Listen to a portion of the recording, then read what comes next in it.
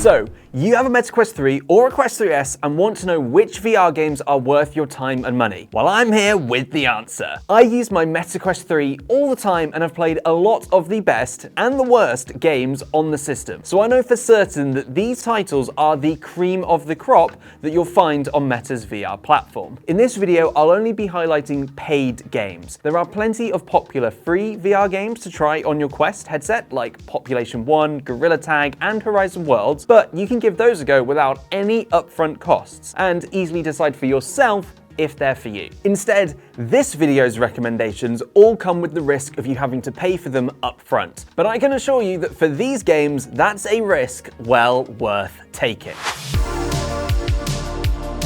Kicking things off, I knew I couldn't make a list about the best Meta Quest 3 games and not begin with my absolute favourite, Walkabout Minigolf. When you boil it down to its basic parts, Walkabout is just a mini-golf simulator. But to describe it like that isn't doing it justice at all. Though, as a simulator, it is superb.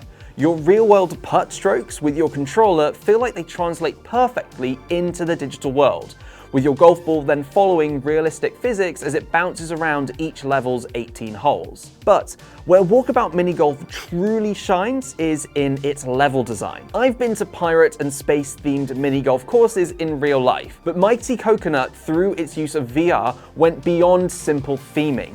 It carved a course into a pirate cove and floated a course in the void above the planets. Of the base game's courses, those pirate and space-themed locations are my absolute favorite. But you can expand your game with an ever-increasing list of DLC levels. I've tried many of them, and every single one is a delight, but if you want to start slow, you'll still need to grab Upside Town, as well as Walkabout's Meow Wolf and its Wallace and Gromit collab levels. Not simply because each set of 18 holes is fun, but because these specific 3 worlds are such a blast to immerse yourself in and explore when you aren't trying to perfect your golf game. Exploring doesn't just reward you with seeing all the effort Mighty Coconut put into its designs, but you can also discover 18 lost golf balls, one for each hole, to add to your collection and use in your games. Find enough, or complete a level with a low enough score, and you'll unlock the course's hard mode. Here, you can try more difficult versions of each hole, as well as attempt what's called a fox hunt, a series of puzzles that send you all across the map until you discover a special golf club design which is unique to each course, which you can take into future games. Now, I could keep gushing about Walkabout Minigolf, but I have 4 more games to recommend, so I'll wrap things up here. Just know whether you're a solo gamer or you like playing multiplayer, either through local pass and play or online with your friends with other VR headsets, this is easily one of the best VR games out there and an absolute must-buy for any Meta Quest 3 owner. Now, if you own a Meta Quest 3S, there's a good chance you got a free copy of Batman Arkham Shadow with your headset. But for everyone else who needs to buy a copy, or those of you with a copy who for some reason haven't given it a play yet, what are you waiting for? This VR game feels like a true AAA gaming experience in VR, and a masterclass in what a VR game should be, especially if it's adapting a popular franchise from Flat Gaming. Anyone who has played an Arkhamverse title knows these games are defined by their fighting, a flowing dance of blows interspersed with combo finishes and gadget trickery. Arkham Shadow adapts this perfectly. You can't simply build your combo by flailing your arms wildly. You must instead, much like a boxer, wear your opponents down with a mix of hooks, uppercuts, straight punches, as well as well-timed counters or dodges, plus the odd batarang to disorientate your enemies and finish them with a takedown. You also have more stealth-focused sections.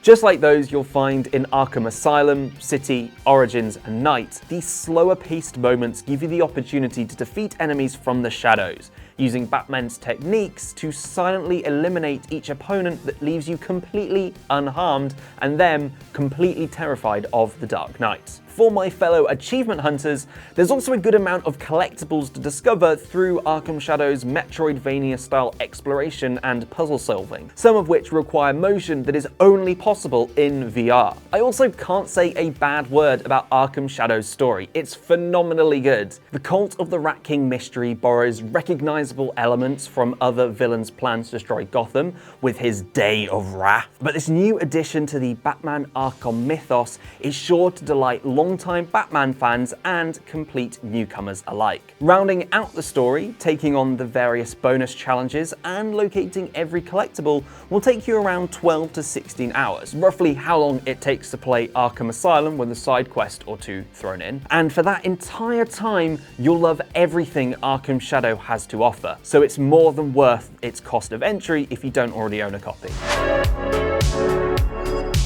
Now, if not for Arkham Shadow, Vendetta Forever would easily have topped my picks for the best VR game of 2024. This arcade shooter was, and still is, a phenomenal example of the genre, blending elements of super hot and pistol whip with creative level design and unique mechanics that will leave you feeling like a John Wick level badass once you get into the swing of things. Much like Walkabout Minigolf, Vendetta Forever's core mechanics are super simple. You eliminate an enemy, reach out to grab their weapon as it falls in slow motion, simultaneously warping to their location, and repeat until you've completed the level's objective. Usually that's taking out your targets or reaching the mission's exit. But from this humble beginning, Vendetta Forever crafts a surprisingly vast range of levels, each with a unique design that finds ways to mix up its format so you never know what's coming next. Some of my favorites involve a Wild West poker game gone wrong, a duel which can see you branded a chicken if you cheat,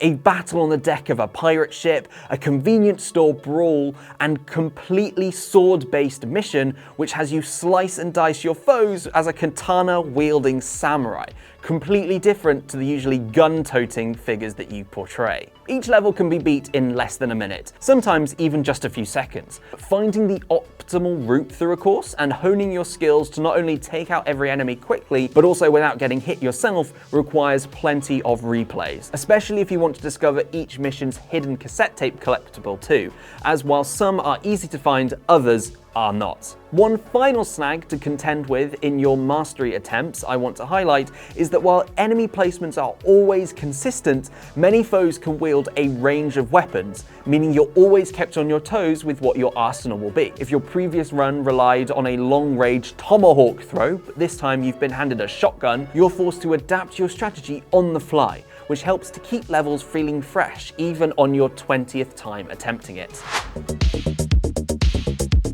Arcade shooters aren't for every fan of the FPS genre, however, so if you're after a longer campaign, I'd instead recommend Resident Evil 4 VR. This VR adaptation of the classic version, rather than the remake we got a few years ago, first released all the way back on the Oculus Quest 2, but today it's still one of the best meta quest games out there, thanks to its excellent gunplay, comfort controls, and its honouring of the source material. If you've played Resident Evil 4 before, you know the drill. Leon Kennedy is on a mission to save the US president's daughter from a mysterious Spanish cult and defeat its horde of Las Plagas infected enemies for good. Resident Evil 4 VR does mix up the formula, by the way, by bringing you into an immersive first-person view. Objects and weapons are fully interactable, and as Leon with your arsenal spread across holsters and pouches on your body, the experience is much more immersive than simply swapping weapons with button presses. This can make the game feel more scary and stressful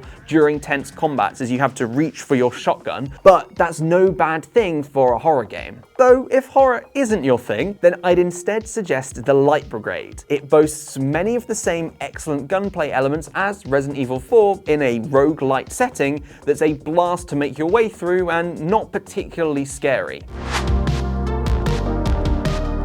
Now, rounding off my top 5, or well, 6 if you include The Light Brigade, is arguably the best VR puzzle game on the Quest system, The Last Clockwinder. You've returned to an ancient clock tower built inside of a giant tree that you once called home, so you can save it from falling into a vast ocean, and find out what happened to your old friend and mentor, the eponymous Last Clockwinder. On your journey through the various chambers of this tree building, you'll need to rely on a pair of special gloves left for you by your former mentor. These inventions allow you to conjure automatons that will expertly mimic the movements you record, repeating them in a loop. By chaining together these movements, your task is to harvest various fruits that the clock tower uses as fuel. What I adore about this puzzle game is that it has a kind floor and a high ceiling. By that, I mean, you aren't penalized for using the max number of robots per level, as long as you solve the puzzle. But you can attempt to achieve efficiency targets each sector sets you if you want to exercise your full creative and dexterous abilities and show your mastery over this game. My only gripe, and it's a minor one, is that there's a relatively sharp difficulty spike toward the end of the Last Clockwinder. Usually it's a very casual puzzle experience unless you want to take on those extra challenges, but I found the Luft apples are a much trickier fruit to handle than anything that comes before. I couldn't wait to be done with any chamber that forced me to grow them. That experience didn't spoil the game's short but sweet story, however, meaning it earns its place as one of the best MetaQuest 3 games out there. So that's my top 5, but be sure to let me know your favorite VR game in the comments, and we'll see you in the next video.